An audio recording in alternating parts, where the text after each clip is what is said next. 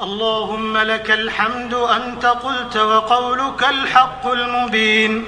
قل صدق الله فاتبعوا ملة إبراهيم. ومن أصدق من الله حديثا ومن أصدق من الله قيلا.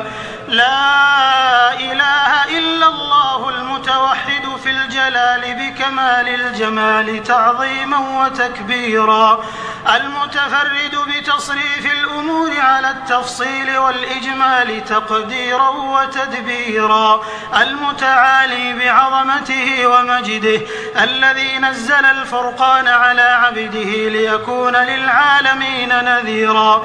وصلوات الله وسلامه على خاتم النبيين وإمام المرسلين، الذي أرسله الله هاديا ومبشرا ونذيرا وداعيا إلى الله بإذنه وسراجا منيرا.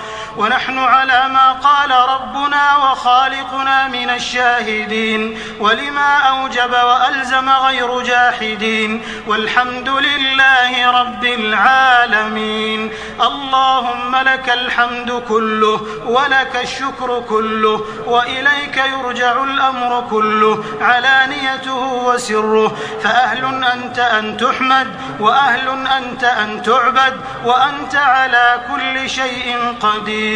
لك الحمد حمدا كثيرا طيبا مباركا فيه، غير مودع ولا مكافئ ولا مستغنى عنه ربنا. تم نورك فهديت فلك الحمد، وتم فضلك فرزقت فلك الحمد، وتم حلمك فسترت فلك الحمد. اللهم لك الحمد أنت نور السماوات والأرض ومن فيهن، ولك الحمد أنت قيوم السماوات والأرض ومن فيهن، ولك الحمد أنت الحق وقولك حق ووعدك حق ولقاؤك حق والنبيون حق ومحمد صلى الله عليه وسلم حق، وأنت الله الرؤوف الرحيم. اللهم لك الحمد على ما أنعمت به علينا من نعمك العظيمة وآلائك الجسيمة، حيث أنزلت إلينا خير كتبك، وأرسلت إلينا أفضل رسلك، وشرعت لنا أفضل شرائع دينك، وجعلتنا من خير أمة أخرجت للناس، وهديتنا لمعالم دينك الذي ليس به التباس. ولك الحمد على ما يسرت من صيام شهر رمضان وقيامه، وتلاوة كتابك العزيز الذي لا يأتيه الباطل من بين يديه ولا من خلفه، تنزيل من حكيم حميد. اللهم لك الحمد كما هديتنا للإسلام وعلمتنا الحكمة والقرآن. لا إله إلا أنت سبحانك إنا كنا من الظالمين. سبحانك وبحمدك عدد خلقك ورضا نفسك وزنة عرشك ومداد كلماتك. سبحانك وبحمدك على حلمك وعلمك. سبحانك وبحمدك على جمالك وجلالك وكمالك. اللهم أنت أحق من ذكر وأحق من عبد وأرأف من ملك وأنصر من ابتغي وأجود من سئل وأكرم من أعطى. أنت الأحد لا شريك لك والفرد لا ند لك، لن تطاع إلا بإذنك ولن تعصى إلا بعلمك، تطاع فتشكر وتعصى فتغفر. القلوب لك مفضية والسر عندك علانية، والحلال ما حللت والحرام ما حرمت، والدين ما شرعت، والخلق خلقك، والأمر أمرك، والعبد عبدك، وأنت الله الرؤوف الرحيم. اللهم إنا عبيدك بنو عبيدك بنو إمائك، نواصينا بيدك، ماض فينا حكمك، عدل فينا قضاؤك. نسألك بكل اسم هو لك سميت به نفسك أو أنزلته في كتابك أو علمته أحدا من خلقك أو استأثرت به في علم الغيب عندك أن تجعل ربيع قلوبنا ونور صدورنا وجلاء أحزاننا وذهاب همومنا وغمومنا وقائدنا ودليلنا إليك وإلى جناتك جنات النعيم. اللهم ذكرنا منه ما نسينا وعلمنا منه ما جهلنا وارزقنا تلاوته آناء الليل وأطراف النهار على الوجه الذي يرضيك عنا. اللهم اجعلنا ممن يحلل حلاله ويحرم حرامه ويعمل بمحكمه ويؤمن بمتشابهه ويتلوه حق تلاوته. اللهم اجعلنا ممن يقيم حروفه وحدوده ولا تجعلنا ممن يقيم حروفه ويضيع حدوده.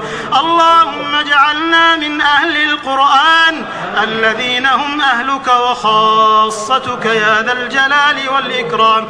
اللهم اجعلنا ممن يقرأ القرآن فيرقى ولا تجعلنا ممن يقرأ القرآن فيشقى.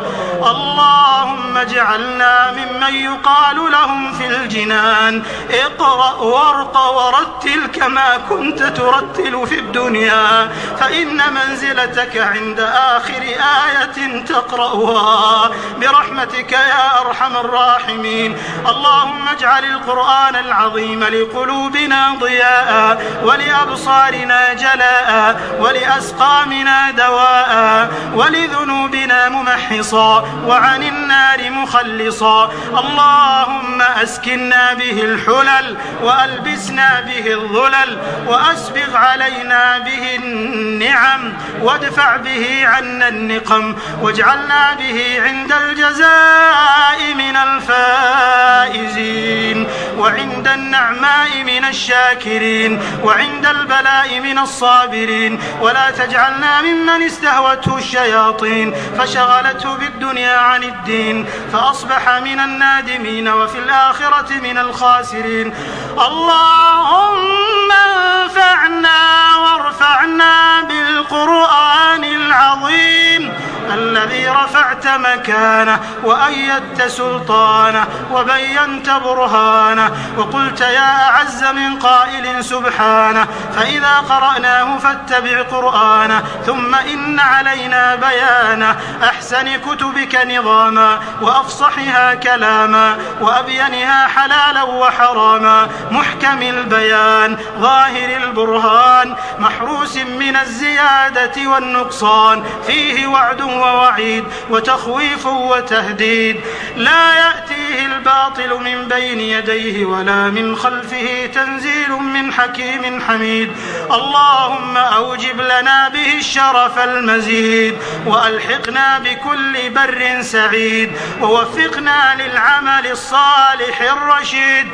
اللهم انقلنا بالقرآن العظيم من الشقاء إلى السعادة ومن النار إلى الجنة ومن الإساءة إلى الإحسان ومن الإهانة إلى الكرامة ومن السخط إلى الرضا ومن الفقر إلى الغنى ومن أنواع الشرور كلها إلى أنواع الخيور كلها. يا حي يا قيوم يا حي يا قيوم يا حي يا قيوم برحمتك نستغيث فلا تكلنا إلى أنفسنا طرفة عين ولا أقل من ذلك وأصلح لنا شأننا كله يا ذا الجلال والإكرام. إلهنا إلهنا إلهنا وخالقنا ورازقنا ومولانا قد حضرنا ختم كتابك وأنخنا مطايانا ببابك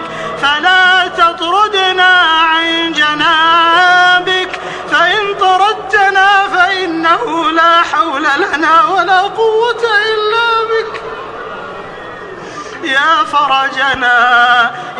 فرجنا إذا أغلقت الأبواب وانقطعت الأسباب وحيل بيننا وبين الأهل والأصحاب يا ذا الجلال والإكرام. اللهم يا سامع الصوت ويا سابق الفوت ويا كاسي العظام لحما بعد الموت، صل على نبينا وحبيبنا وسيدنا وقدوتنا محمد بن عبد الله، ولا تدع لنا في مقامنا هذا ذنبا إلا غفرته، ولا هما إلا فرجته، ولا كربا إلا نفسته، ولا دينا إلا قضيته، ولا مريضا إلا شفيته، ولا ميتا إلا رحمته، برحمتك يا أرحم الراحمين. اللهم إنا نسألك الجنة وما قرب إليها من قول وعمل،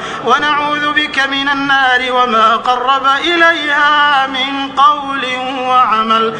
اللهم إنا نسألك خشيتك في الغيب والشهادة، وكلمة الحق في الغضب والرضا، والقصد في الفقر والغنى، ونسألك اللهم نعيما لا ينفد، وقرة عين لا تنقطع، ونسألك بأسمائك الحسنى وصفاتك العلى لذة النظر إلى وجهك الكريم، والشوق إلى لقائك في غير ضراء مضرة ولا فتنة مضلة.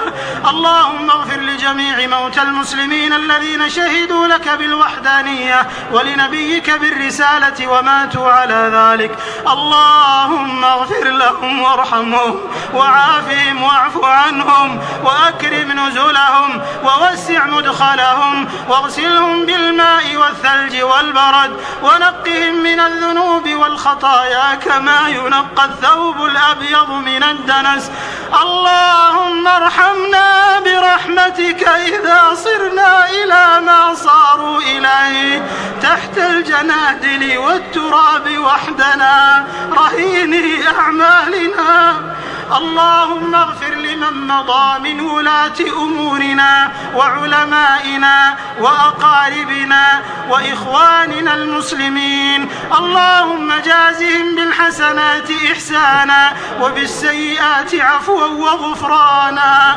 اللهم انقلهم جميعا من ضيق اللحود ومراتع الدود إلى جناتك جنات الخلود في سدر مخضود وطلح منضود وظل ممدود يا غفور يا ودود.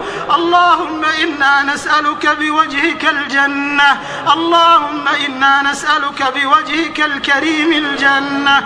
اللهم ما قسمت في هذه الليلة الشريفة من خير وعافية وصحة وسلامة وسعة رزق فاجعل لنا منه أوفر الحظ والنصيب، وما أنزل فيها من شر وبلاء وفتنة فاصرفه عنا وعن المسلمين.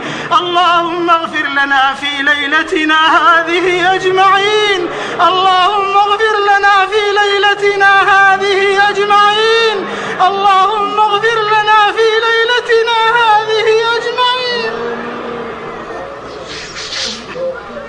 وشفع المحسنين منا في المسيئين يا ذا الجلال والإكرام. إلهنا اجعلنا بتلاوة كتابك منتفعين، وإلى لذيذ خطابه مستمعين، ولأوامره ونواهيه خاضعين، وعند ختمه من الفائزين، وعند ختمه من الفائزين، وعند ختمه من الفائزين. ولك في جميع شهورنا ذاكرين، ولك في جميع أمورنا راجين برحمتك يا أرحم الراحمين. اللهم إنك تتفضل على عبادك في هذه الليالي المباركة بعتق رقابهم من النار، وتتفضل في آخر ليلة من رمضان بعتق عدد ما أعتقت من أول الشهر إلى آخره. اللهم فاكتبنا من عتقائك من النار، اللهم اكتبنا من عتقائك من النار، اللهم اكتبنا من عتقائك من النار. اللهم اللهم اكتبنا واكتب آباءنا وأمهاتنا وأزواجنا وذرياتنا وإخواننا ومن أحبنا فيك ومن أحببناه فيك من النار برحمتك يا أرحم الراحمين. اللهم اجعل القبور بعد